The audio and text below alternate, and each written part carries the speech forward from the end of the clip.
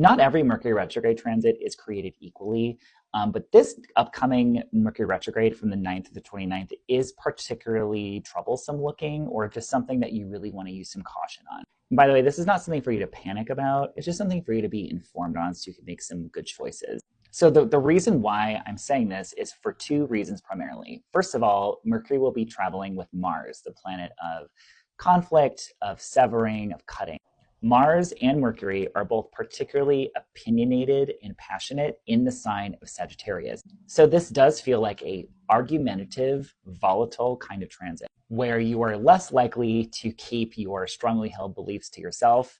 It's like, well, here's what I think about this, which is not necessarily a bad thing, but this transit is giving foot and mouth syndrome. This transit also, I think, is really kind of emphasizing like travel delays. So like in the US where there's the whole federal shutdown thing, it feels like that's maybe going to probably get worse. So if you have travel plans, especially in like the first half of this transit, really maybe see if you can build in some time into your schedule where there's a little bit more of a cushion, or to just be patient because there's probably going to be some rescheduling and kind of things that are going to happen along this line.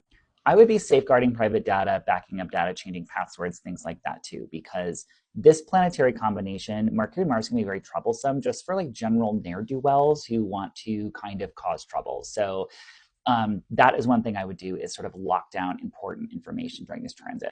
This energy is also very impulsive, and impulsive decisions can really backfire or have really bad consequences like longer down the road. So I would just kind of slow down your roll. You're maybe not going to want to do that, but I definitely would encourage that, especially when it comes to things like financial decisions. November 6th to the 14th feels like the most hairy or problematic kind of energy.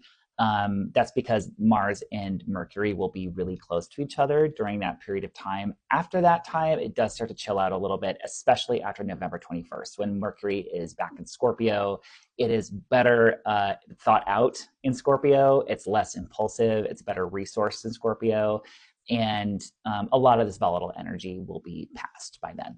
Let me know if you have any questions about this in the comments below, and I can do what I can to answer it. But I was like, this feels important. I'm not a person who panics about astrology or like says everything is transformative and will change your life or ruin your life or whatever. But this is definitely something to be like, everyone slow your roll during this time.